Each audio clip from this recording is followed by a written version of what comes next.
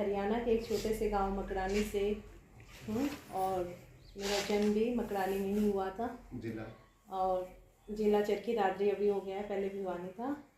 तो मेरा जन्म एक साधारण गरीब परिवार में ही हुआ था। तो हम मेरे से बड़े मेरे 3 बहन भाई हैं, बड़ी सिस्टर हैं, 2 भाई हैं। और मम्मी पापा उस समय ये करते थे, भट्टों पे काम करते थे। हम तो और हमारा पुश्तैनी मिट्टी के बर्तन बनाने का काम था, ऐसे परिवार से हम थे। तो वहीं मेरा जन्म हुआ, बचपन भी मेरा वहीं बीता। थोड़ी प्रारंभिक शिक्षा भी वहीं से शुरू हुई गांव के स्कूल में। तो वहाँ जब छोटे बहन भाई, जो मेरे से बड़े बहन भाई थे, वो मुझे पद्दी लेके चले जाते थे स्कूल में। कभी बहन लेके चली जाती थी, कभी भाई लेके चले जाते। तो पद्दी पे वो जो गांव का ग्रामीण प्राथमिक स्कूल है, वहाँ से मैंने शिक्षा प्रारंभ की। फिर समय के साथ रोजगार के कारण माता पिता का दिल्ली में जाना हुआ। तो फिर मेरी शिक्षा के लिए भी फिर मैं माता पिता के साथ ही दिल्ली में चले गए। तो वहाँ से फिर मेरी आगे की पढ़ाई शुरू हुई। तो वहाँ की फिर स्कूलिंग कॉलेज मेरा दिल्ली में हुआ। तो उस समय जब नीचे ही मैं बैठ के चलती थी, क्योंकि मैं 90% डिसेबल हूँ, दोनों पैरों से पोलियो हो गया था। तो पढ़ाई मेरी वैसी सरकारी स्कूल में ही होती है। उसमें भी भाई की मदद से ही मैंने अपना 5 भाई लेके जाता था स्कूल में। और फिर एक कहीं से व्हीलचेयर मिली तो भाई मुझे व्हीलचेयर पे लेके जाता था। तो मेरे से बड़ा भाई ने स्कूली शिक्षा तक उसने मेरा पूरा सहयोग रहा। उसका स्कूल अलग था, फिर भी वो मुझे पहले अब मेरे स्कूल में छोड़ता, फिर भाग भाग के अपने स्कूल में जाता। फिर छुट्टी के टाइम वो पहले भाग के आता अपने स्कूल से, फिर मुझे मेरे स्कूल से लेने के लिए जाता।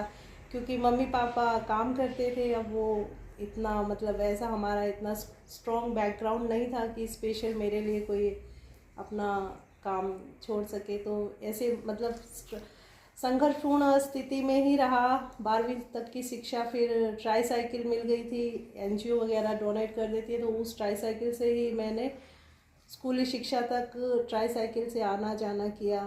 उसके बाद भी ट्राई साइकिल मेरे पास रही। तो आसपास जितना भी जो था मेरा, जैसे मैं ऐसा होता है ना कि पढ़ाई कर ली तो लड़कियों कहते भी हैंडीकैप है, इसको तो हैंडीकैप कोटा से फट नौकरी मिलेगी, इसकी तो 10वीं करा दो, इसकी तो 12वीं करा दो। तो मैंने 10वीं भी कर ली और 12वीं भी कर ली। तो मेरे उस समय ऐसा लगता था कि ये बहुत बड़ी अचीवमेंट है लड़की के लिए, 10वीं और 12वीं करना बहुत बड़ी बात।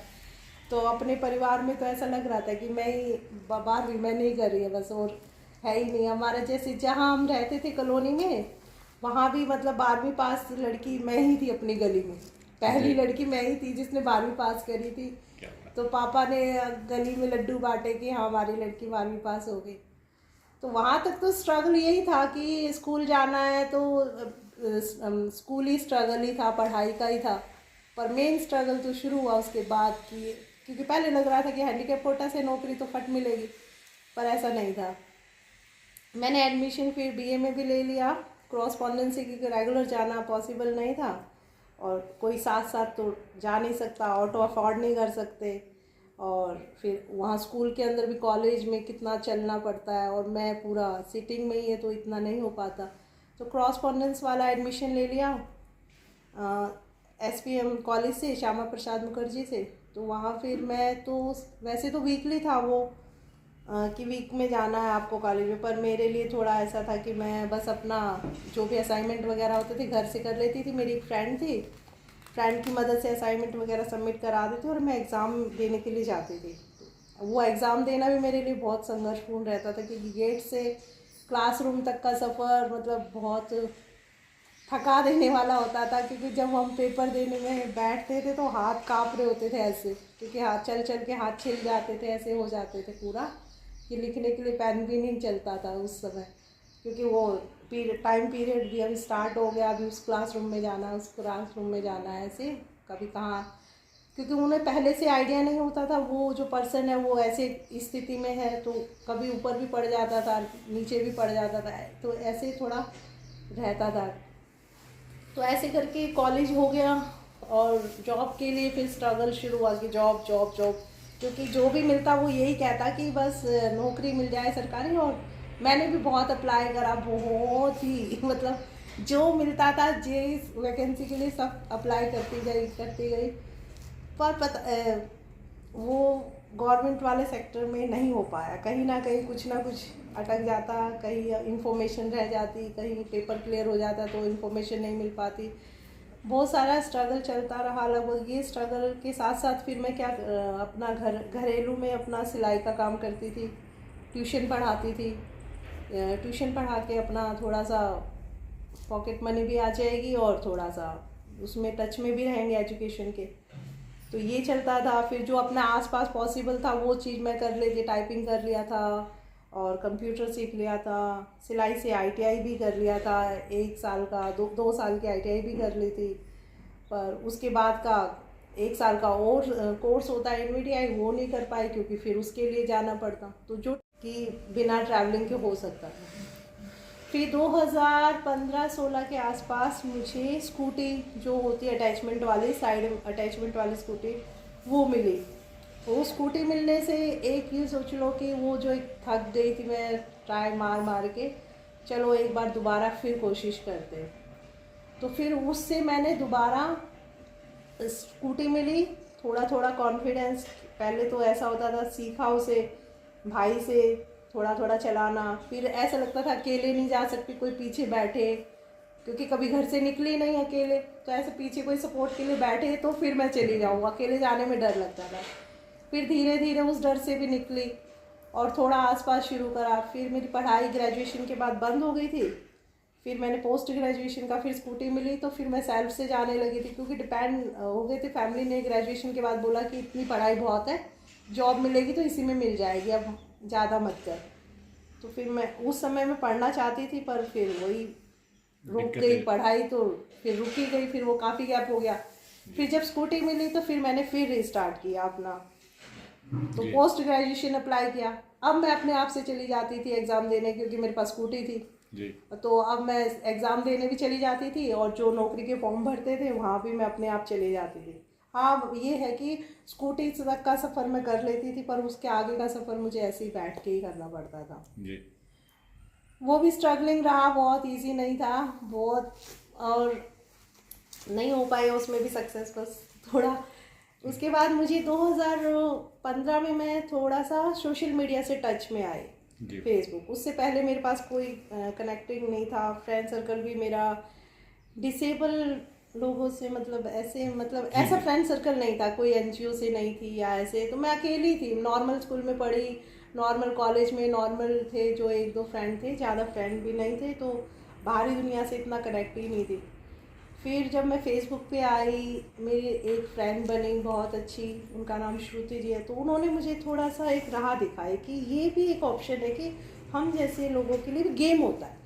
और वो मेरे लिए पहली बार ऐसा था कि हाँ हम लोग भी खेल सकते हैं। नॉर्मल लोगों को खेल के बारे में तो मैंने देखा था, पर ऐसे हम पैरा वाले गेम की मुझे नॉलेज नहीं थी बिल्कुल भी, क्योंकि लाइफ का एक ही एम था, पढ़ाई की है तो बस एक सरकारी नौकरी मिल जाए, यही लाइफ का एम है, सब कुछ ये है तो ठीक है, नहीं तो फिर लाइफ क्या, मतलब बहुत एक नेगेटिव माइंड भी हो जाता है बहुत स्ट्रगल करने के बाद जब रिजल्ट नहीं आता। तो फिर मैंने वहाँ 2015 में वो गेम देखा, मैंने कहा हाँ ये कर सकते हैं, इसमें संभावना है। फिर मैं 2015 की जनवरी में राजीव गांधी स्टेडियम गई, वहाँ से वो एक गाइडलाइन देख के आई कि इनका क्या बेस है, कैसे गेम होता है। हाँ, तो फिर वहाँ से राजीव गांधी स्टेडियम से वहाँ से मैंने गेम को देखा, थोड़ा समझा, जाना। उन्होंने बताया भी गेम है पर मेहनत करोगे तो है, मेहनत नहीं है तो फिर कुछ नहीं है, मेहनत वाला गेम है, मेहनत करनी पड़ेगी तो है, नहीं तो नहीं। फिर वहाँ से मिला आइडिया थोड़ा सा, फिर आई घर पे।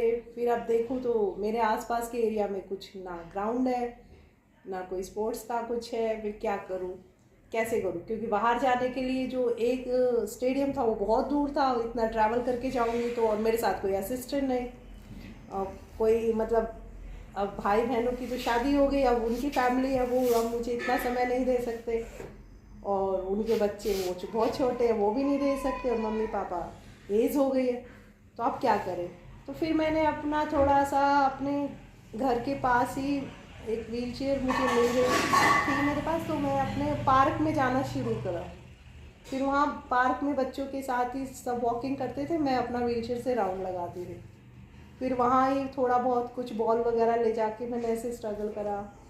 फिर किसी की मदद से मुझे पता चला कि वहाँ अपनी घर के पास एक है रनिंग ट्रैक, और फिर वो एक फ्रेंड की मदद से मैं उस ट्रैक पे गई, वहाँ से बहुत हेल्प मिली, पूट कला। तो वहाँ से मेरा थोड़ा सही तरीके से गेम का हुआ। वहाँ मुकेश सर मिले, उन्होंने बहुत हेल्प की।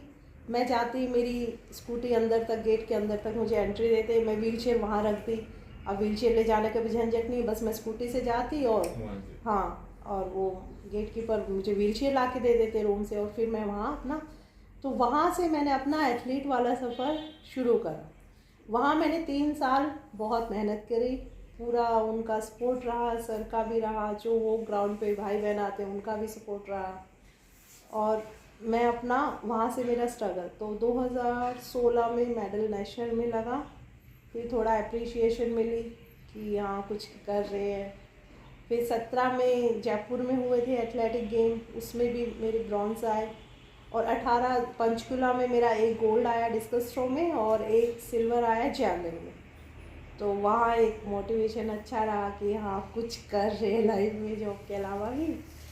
तो तब फिर घर वालों को थोड़ा फील हुआ कि हाँ कुछ कर रही है। उससे पहले उनको भी थोड़ा ये था कि क्या करना है, अभी तो एज भी नहीं है, क्योंकि जब मैंने गेम शुरू करा मेरी एज 36 थी।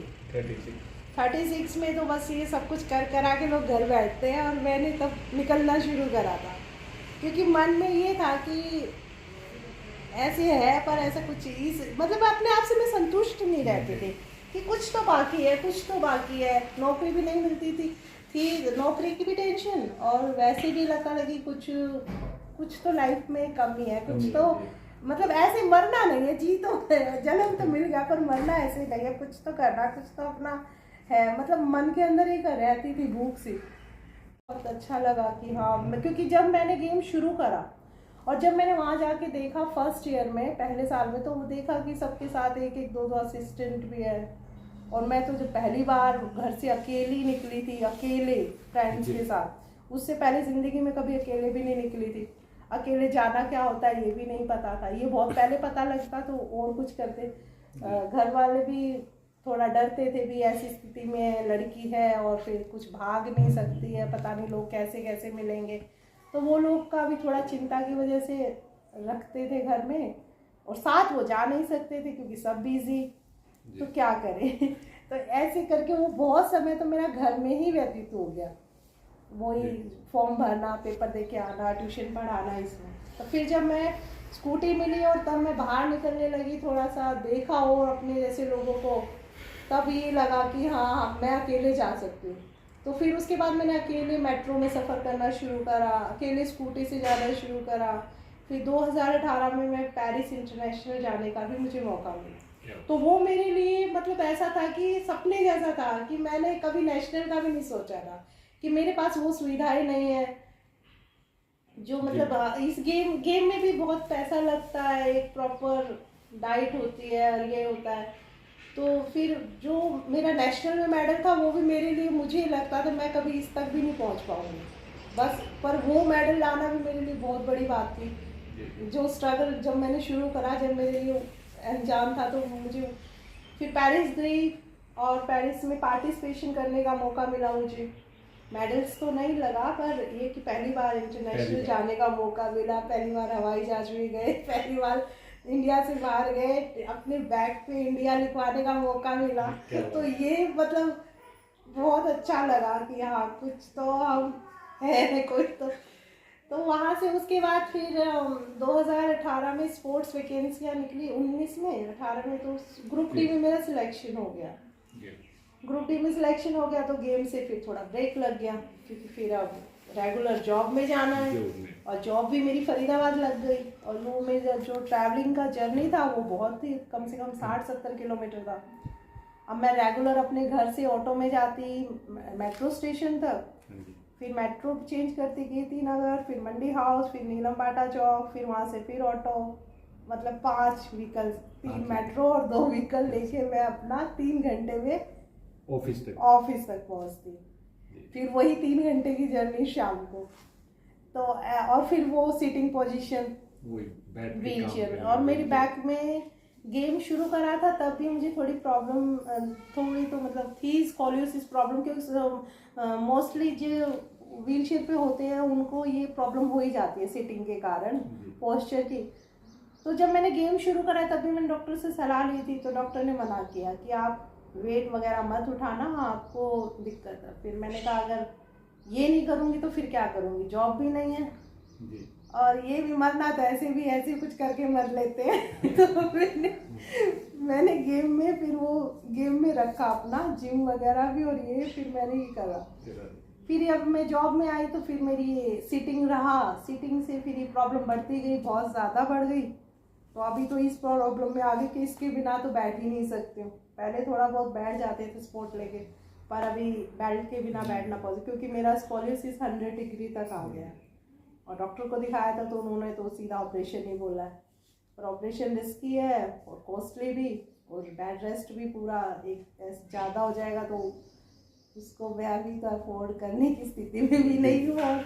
मैम सरकार से भी आप अपील कर सकते हैं, क्योंकि अगर खिलाड़ी आप इतना संघर्ष करके जब भारत के लिए गेम्स भी खेल के आई हैं तो इतना तो सरकार भी कर सकती है। तो आपने कभी सरकार से इस बारे में कोई हेल्प सहायता नहीं मांगी क्या?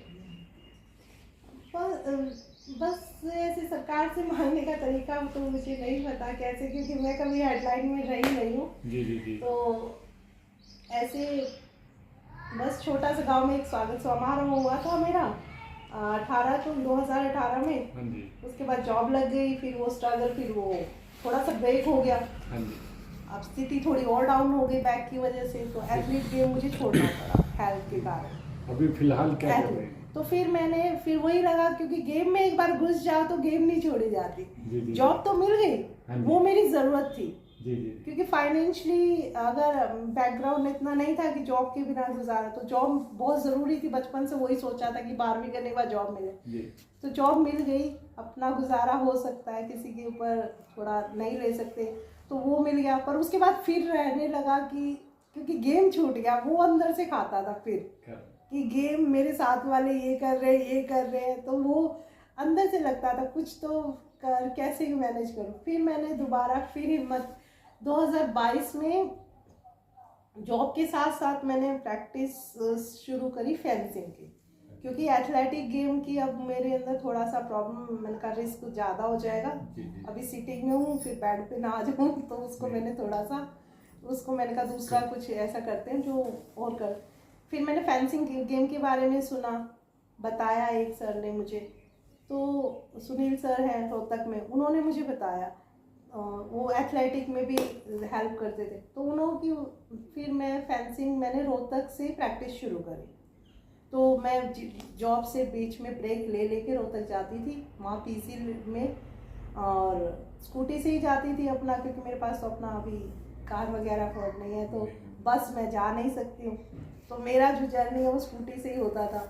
तो स्कूटी से फिर मैं रोहतक जाती थी, फिर वहाँ प्रैक्टिस करती थी, फिर कुछ दिन ऑफिस आती थी। मतलब बीच में ऑफिस वालों ने पूरा हेल्प करा, बीच में गैप दे ऐसे, और कुछ स्पोर्ट्स कोटा से लगी थी, तो स्पोर्ट्स वाली कुछ लीव होती हैं हमारी, वो तो ऐसे करके मैंने कुछ 2022 में मैंने पहली बार फेंसिंग का नेशनल खेला, वो हुआ था उड़ीसा में। तो उसमें मेरे मेडल आए थे, एक गोल्ड मेडल था, 2 सिल्वर और 1 ब्रॉन्ज, 4 मेडल। तो 4 मेडल पहली बार मेरे उस फेंसिंग में आए। तो फिर अभी ठीक फील हो रहा है, जॉब भी हो रही है और गेम भी अभी फिलहाल क्या करते हैं अभी? हाँ, तो फिर ऐसे ही चला, अभी जॉब भी कर रहे हैं, प्रैक्टिस, तो ऐसे ही करके फिर मैंने दूसरे साल भी किया, मेडल आ गया, और उसके बाद रेगुलर पूरा साल नहीं हो पाती मेरी, क्योंकि जॉब भी है। पर मैं जैसे ही जो नेशनल पास में आते हैं तो थोड़ा सा मैं बीच में, जैसे मेरी ऑफिस की छुट्टियां होती हैं, मैं जाती हूँ, प्रैक्टिस करती हूँ, और फिर ऑफिस भी करती हूँ, और कुछ ऑफिस वालों की तरफ से हेल्प भी होती है। तो ऐसे करके मैंने किया। अभी 2023 में मुझे, फिर 22 में मैं थाईलैंड भी गई, थाईलैंड वर्ल्ड कप में पार्टिसिपेशन किया। उसके बाद 2023 का मुझे नेशनल भी खेला, उसमें 2 मेडल थे। फिर अभी चाइना में मुझे एशियन पार्टिसिपेशन करने का मौका मिला, तो ये मेरे लिए बहुत मतलब अब तक की सबसे बड़ी अचीवमेंट्स मेरी यही थी कि मुझे एशियन में जाने का गेम मिला है। सबसे बड़ा सपना यही होता है, एशियन और पैरालंपिक, ओलंपिक गेम्स या एशियन गेम, तो एशियन गेम तक मेरा सपना हुआ। अभी और सपना क्या है आपका, कहाँ तक अब अचीवमेंट? एशियन के बाद तो बड़ा टारगेट होता है ओलंपिक का। ओलंपिक का तो अभी अगर मुझे थोड़ा सा और हेल्प मिलती रहे, स्पोर्ट मिल स्पोर्ट्स जाए, मिल सरकार जाए, की क्योंकि अभी मेरा थोड़ा फिजिकल प्रॉब्लम ज़्यादा बढ़ गई है, उस वजह से भी हेल्थ का थोड़ा इशू स्टार्ट हो गया है। तो पर मैं फिर भी मैं करना चाहती हूँ कि एक बार ओलंपिक तक, उस लेवल तक, एक खिलाड़ी का मेन सपना वही होता है कि ओलंपिक तक आ गया तो फिर हाँ कुछ हम इस लेवल तक आ जाते हैं, वही हमारा सबसे बड़ा अचीवमेंट होता है। तो मैं कोशिश आगे करूँगी जितना है एबिलिटी, जितना कोशिश और मिल जाए, क्योंकि फेंसिंग गेम है ये थोड़ा सा कॉस्टली गेम हो जाता है, इसकी वेपन वगैरह बहुत कॉस्टली है, ड्रेस वगैरह, जो हमारा पर्सनल व्हीकल स्पोर्ट्स वाला होता है, स्पोर्ट्स व्हीलचेयर फेंसिंग की, वो कॉस्टली होती है, तो ये थोड़ा सा अफोर्ड करना मुश्किल हो जाता है। पर कोशिश कर रही हूँ कि अभी इन सब चीज़ों के साथ ओलंपिक तक हो पाए, तो मेरा सपना पूरा मेन वही टारगेट है अभी। तो मैम अभी आप कौन से विभाग में पोस्टेड हैं? मैं अभी ग्रुप डी हरियाणा के नगर परिषद बहादुरगढ़ में हूँ, बेलदार पोस्ट पे। जी मैम, ये सारा चाहेंगे यहाँ तक जो जर्नी पहुँची है, श्रेय मेरी फैमिली के बिना तो खैर कुछ नहीं होता, क्योंकि हम लोग ऐसी स्थिति में फैमिली सपोर्ट नहीं करेगी तो हम नहीं कर सकते, तो फैमिली सपोर्टिव रही जितना कर रहे हैं। उसके अलावा आपने एक फ्रेंड का नाम भी लिया अपनी का, जिन्होंने आपको उसने मुझे राह दिखा दी। जैसे सोशल मीडिया सबके लिए कहते हैं कि सोशल मीडिया ऐसे होता है ऐसे होता है, पर वो सोशल मीडिया पे एक मेरी फ्रेंड मिली मुझे, वो मेरी कंडीशन में थी, वो भी जॉब करती थी और वो स्पोर्ट्स में ऐसा रुचि आती थी, पर उसने मुझे वो छोटी सी राह दिखाई और उसे मैंने अपना जीवन का रास्ता बना लिया। तो वो मेरे लिए तो वो है कि उन्होंने मुझे रास्ता दिखाया। क्या नाम था रास्ता मैम? दिखाना, क्या नाम था उनका मैम? नाम था वैसे उनका नाम कमलेश है और प्यार से उनको श्रुति जी बोलते हैं। श्रुति जी। मैम हाँ जी। सरकार से आप कुछ अपील करना चाह रहे हैं हमारे चैनल के जरिए, तो आप बोल सकते हैं। तो सरकार से तो मेरी यही अपील है कि मुझे एक स्पॉन्सरशिप मिल जाए तो मैं अपना गेम अफोर्ड कर पाऊँ, क्योंकि जो बाहर के टूर होते हैं वो कॉस्टली होते हैं। जी जी जी। और मेरी जॉब के साथ साथ खर्चा उठाना थोड़ा मुश्किल हो जाता है। बाहर के जो टूर होते हैं और जो हमारे स्पोर्ट्स वाले इक्विपमेंट्स होते हैं, स्पोर्ट्स की व्हीलचेयर होती है, अगर फाइनेंशियली मुझे हेल्प मिल जाए तो थोड़ा एक बर्डन जो स्पोर्ट्स पर्सन पे होता है वो एक बर्डन कम हो जाए, क्योंकि खेलते हैं तो कई इक्विपमेंट टूटते भी हैं और हमारे और ये सब कॉस्टली आते हैं, आउट ऑफ इंडिया से आते हैं, तो आप खरीदने में असमर्थ हो जाते हो कई बार। हाँ तो मतलब फिर वो ये बहुत अरेंज करना मुश्किल हो जाता है कई बार, जैसे थोड़ा अरेंज करना पड़ता है किसी से, जैसे व्हील चेयर अब मेरे पास पर्सनल नहीं है तो किसी से हेल्प करके दूसरे की लेके जाना पड़ता है, क्योंकि अपना पर्सनल लेके जाना पड़ता है। मैम एक आप सवाल करूँगा मैं जी सर, कि युवाओं के लिए आप क्या संदेश देना चाहेंगे? युवाओं के लिए संदेश बस वो है, वो जो करना चाहते हैं वो सब कर सकते हैं, पर मेन होता है उनके अंदर करने की इच्छा। इच्छा है तो करेंगे, इच्छा नहीं है तो फिर उनके पास बहुत बहाने, क्योंकि इच्छा मेन चीज होती है अपने अंदर से जिसके अंदर आ गया कि मुझे ये करना है तो वो कुछ ना कुछ रास्ता निकाल लेगा, कुछ ना कुछ कहीं ना कहीं से वो ढूंढ लेगा।